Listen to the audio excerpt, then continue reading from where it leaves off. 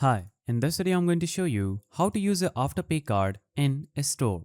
So, in order to do this, first of all, navigate to App Store or Play Store, then install the Afterpay application. After this, enter your email to log into the Afterpay application, then create an account by clicking on Get Started. Set up the Afterpay card. This needs to be done in the Afterpay app. Now, open the After app, tap in a store and tap Pay in a store.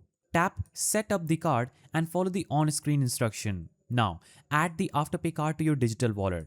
So you can do this within the Afterpay app. Do the following. Tap card, tap add to wallet, enter the verification code if necessary, tap next, and the card will be added to Apple Wallet or Google Wallet. Now, you can easily use your digital wallet to pay in store. So when you're at the checkout lanes, you will need to open your digital wallet app to pay.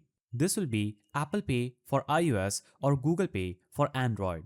Follow the prompts on the card reader to use your digital wallet.